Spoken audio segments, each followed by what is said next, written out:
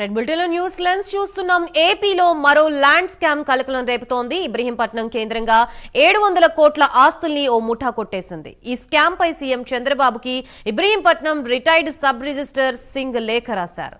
విజయవాడ, విశాఖపట్నం, రాజమండ్రిలోని 100 కోట్ల ఆస్తుల్ని చీమకుర్తి శ్రీకాంత్, టీవీ నటి రితు చౌదరి బలవంతంగా లాక్కున్నారని ఫిర్యాదులో తెలిపారు.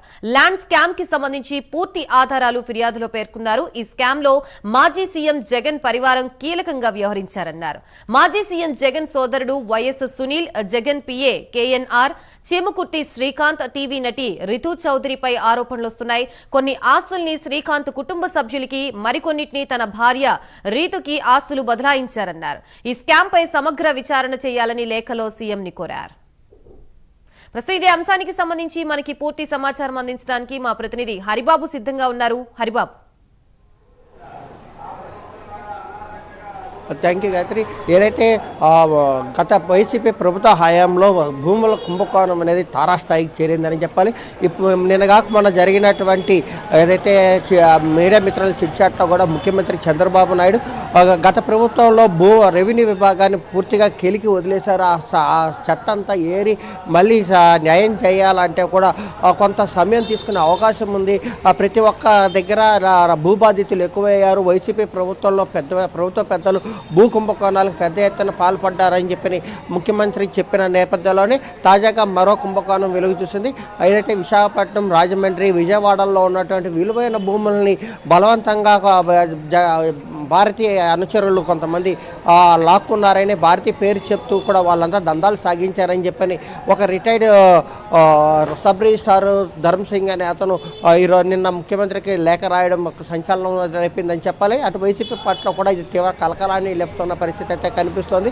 ఎందుకంటే కొంతమంది భూములు అమ్మడానికి ఇష్టపడకపోయినా, ఆస్తులు అమ్ముకోవడానికి ఇష్టం లేకపోయినా వాళ్ళని బెదిరించి, వాళ్ళని భయపెట్టి వాళ్ళ నుంచి భూములను అక్రమంగా రిజిస్ట్రేషన్ చేయించుకున్నారని చెప్పని కూడా ధర్మసింగ్ ఆ లేఖలో పేర్కొనడం జరిగింది. దానికి సంబంధించిన పూర్తి ఆధారాలన్నీ తన వద్ద ఉన్నాయని చెప్పని కూడా ఆయన పేర్కొనడం, దీని మీద విచారణ జరిపించి దోషుల మీద కఠిన చర్యలు చేపట్టాలని ధర్మసింగ్ కోరిన నేపథ్యంలోనే దానికి సంబంధించి కూడా కొన్ని ఆధారాలను కూడా అతను ముఖ్యమంత్రికి సమర్పించినట్టు తెలుస్తోంది.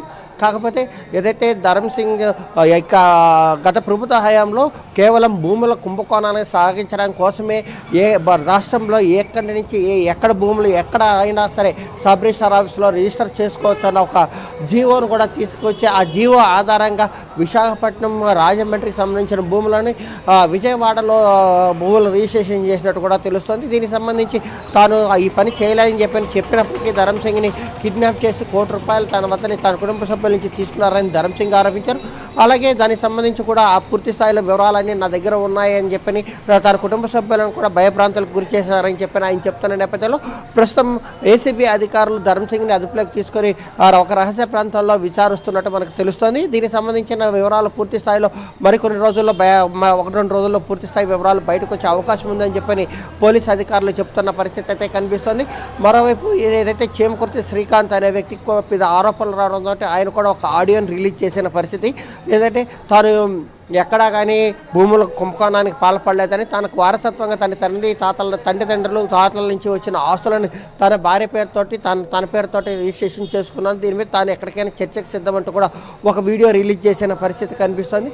ఈ నేపథ్యంలోనే ఈ ధర్మసింగ్ మీద కూడా అతను తీవ్రమైన ఆరోపణలు చేస్తాడు. తనకు మంచి మిత్రుడైన ధర్మసింగ్ ఒక గుడిని అడ్డు పెట్టుకొని దాని ఆధారంగా దందాలు చేశాడని, తన ధర్మసింగ్ భార్య పేరుతో 3 కోట్లకు పైగా ఫిక్స్డ్ డిపాజిట్లు వేశాడని, ఈ డబ్బులు నుంచి ఎక్కడి నుంచి వచ్చాయని చెప్పని కూడా అధికారులు ఆరా తీయాలని చెప్పని కూడా ఆయన కోరిన పరిస్థితి. గత వైసీపీ ప్రభుత్వ హయాంలోనే తన మీద ఏసీబీ దాడులు చేసి కేసు పెట్టారని, తను ఇబ్బందులకు గురి చేస్తే నేను వైఎస్ అనుచరులుగా వాళ్ళ వెంట ఎలా తిరుగుతున్నాను, ఎలా ఇచ్చేశాను, నా మీద కేసులు గత ప్రభుత్వమే కేసు పెట్టిందని కూడా చీమకుర్తి శ్రీకాంత్ చెప్తున్న పరిస్థితి కనిపిస్తుంది. అయితే ప్రస్తుతం ఈ తాజాగా వెలుగులోకి వచ్చిన ఈ అంశం ఎలాంటి మలుపు తీసుకుంటున్నది వేచి చూడాల్సిన పరిస్థితి అయితే నెలకొంది. Right, thank you Haribabu.